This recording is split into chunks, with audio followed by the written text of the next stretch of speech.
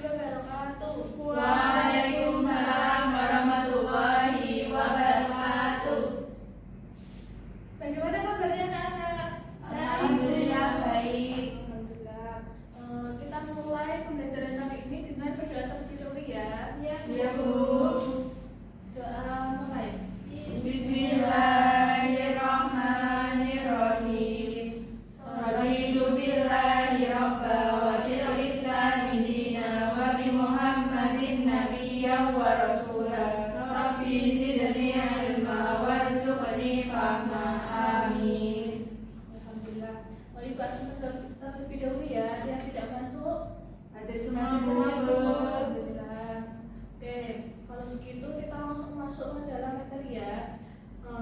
Kita meneruskan materi kemarin ya tentang sifat wajib Allah. Ada yang masih ingat apa itu sifat wajib Allah? Saya Bu. Ya, Mbak Karimah. Sifat wajib Allah adalah sifat-sifat khusus yang hanya dimiliki oleh Allah dan tidak ada satupun makhluk yang memiliki sifat tersebut. Ada 20 sifat wajib Allah. Nah, ya betul. Jadi sifat wajib Allah itu adalah sifat-sifat yang hanya dimiliki oleh Allah Subhanahu wa taala. Nah, sifatnya itu ada 20. Kemarin kan kita udah belajar 10 sifat wajib Allah ya. Untuk pertemuan kali ini kita akan membahas yang 10-nya lagi. Kemarin kan kita udah belajar wujud, qidam, maqam, mukhalafatul hawadisi, qiyamuhu binafsihi, wahdaniyah, qudrah, iradah, ilmu dan hayat. Nah, untuk kali ini kita belajar 10-nya lagi. Yang pertama ada sama. Apa itu sama? Mendengar. Jadi Allah mempunyai sifat maha mendengar yang diucapkan maupun yang disembunyikan dalam hati. Jadi Allah itu bisa mendengar semua apa yang kita ucapkan. Walaupun kalian sudah berusaha menyembunyikan dalam hatinya, tapi Allah tetap akan tahu. Jadi sebagai umat manusia kita harus selalu menjaga lisan kita. Nah, ini ada di surat Al-Maidah ayat 76. Wallahu huwas sami'un alim. Dan artinya dan Allah Maha mendengar lagi Maha mengetahui. Kemudian yang selanjutnya adalah basar atau melihat. Jadi Allah itu melihat segala sesuatu. Penglihatan Allah itu tidak terbatas. Dia mengetahui apapun yang terjadi di dunia ini. Walaupun kalian melakukan keburukan secara tersembunyi-sembunyi, itu Allah tetap melihatnya. Nah, ini ada pada surat Al-Isra ayat 1. Innahu huwas sami'u basir. Nah, ya. Itu artinya sesungguhnya Dia Allah adalah Maha mendengar lagi Maha melihat. Kemudian ada kalam atau berfirman. Nah, Allah itu berfirman. Dia bisa bicara atau berkata secara sempurna tanpa bantuan dari apapun. Terbukti dari firman-Nya, dari kitab-kitab yang diturunkan lewat para nabi. Nah, ayat yang menjelaskan ini pada surat Al-A'raf ayat 143 yang artinya dan tatkala Musa datang untuk memunajat dengan kami pada waktu yang telah kami tentukan dan Tuhan telah berfirman langsung kepadanya. Kemudian ada Qadirun. Apa itu Qadirun? Berkuasa. Betul. Allah itu maha kuasa atas segala sesuatu yang ada di alam semesta. Nah, ada yang tahu ini dijelaskan pada ayat Quran surat ayat berapa? Al-Baqarah ayat 20. Mbak Murni bisa membacakan artinya? Artinya, hampir gelap itu menyambar penglihatan mereka. Setiap kali sinar itu menyinari mereka, mereka berjalan di bawah sinar itu, dan bila gelap menimpa mereka, mereka berhenti. Jika Allah menghendaki, niscaya Dia melenyapkan pendengaran dan penglihatan mereka. Sesungguhnya Allah berkuasa atas segala sesuatu. Nah, dari ayat ini kita mengetahui bahwa Allah itu sangat berkuasa. Dia bisa aja kalau kalian itu berbuat jahat, dia mau membuat kalian merasakan, kalau istilah sekarang karma gitu ya, langsung kalian kasih karma gitu. Allah juga bisa, karena Allah itu maha kuasa atas segala alam dan seisinya. Kemudian muridun atau berkehendak.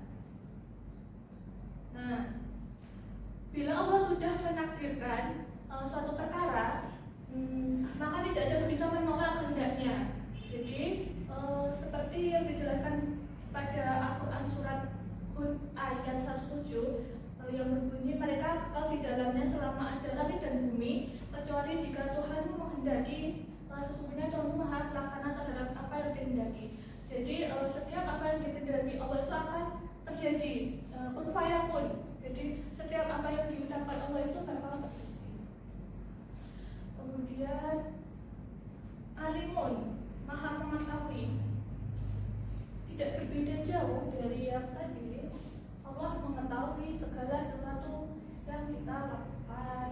Jadi kalau berbuat sesuatu itu harus kita harus pikir dulu ya, jangan gegabah dalam bertindak. Kalian pengen, contoh kecil aja, kalian pengen buah jambu di tetangga kalian. Kalau kalian nggak minta secara baik-baik, kalian asal ngambil, itu kan namanya mencuri ya. Itu walaupun kalian udah diam-diam, tapi Allah tetap mengetahui. Kemudian yang selanjutnya adalah hayat. Nah, Allah ini adalah zat yang hidup, tidak akan mati, tidak akan tidur ataupun lengah. Beda dengan kita ya, kita kalau nggak tidur malah jadinya bisa meninggal. Kalau Allah nggak tidur, nggak akan mati, jadinya dia terus memantau kita setiap 24 jam, tidak ada hentinya. Kemudian sami'un, mendengar. Nah tadi seperti yang tadi, ada yang masih ingat tadi apa? Yang awalnya tadi yang mendengar. Sama. Ya, itu sama. Nah, sami'un ini juga artinya mendengar. Ada yang tahu bedanya sama sami'un? Enggak, Karimah?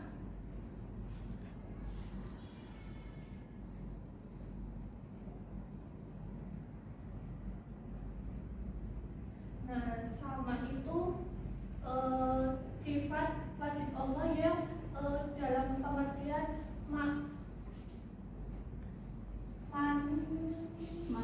ma'ani ya, betul, ma'ani. Nah, kalau sami'un itu maknawiyah.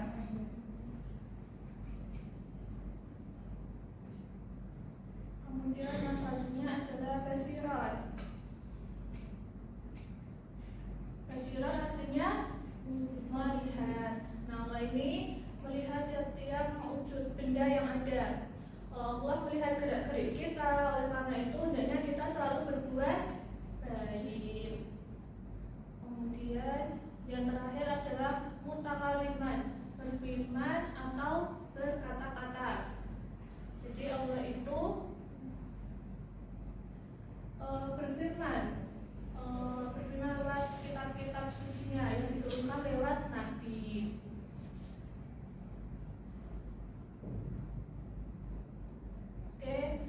Tadi adalah lanjutan materi sebelumnya 10 sifat wajib Allah yang Ibu jelaskan tadi.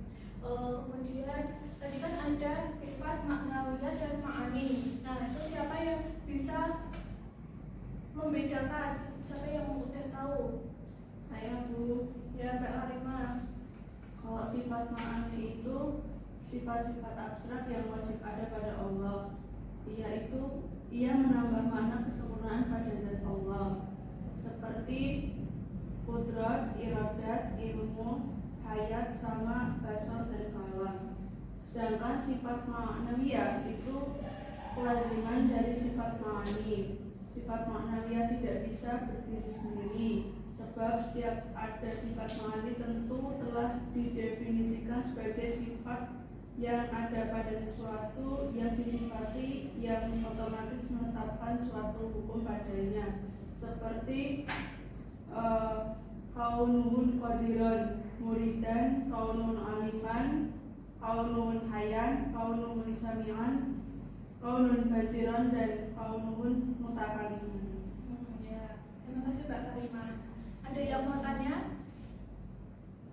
Tidak Bu. Kalau tidak, yang dijelaskan Mbak Karimah tadi tolong dijelaskan kembali untuk tugas dikumpulkan minggu depan ya. Ya, Bu. Nah, untuk materi kali ini cukup sampai di sini. Kita tutup pembelajaran kali ini dengan bacaan hamdalah bersama-sama. Alhamdulillahirabbil alamin. Cukup sekian, kurang lebihnya mohon maaf. Wassalamualaikum warahmatullahi wabarakatuh.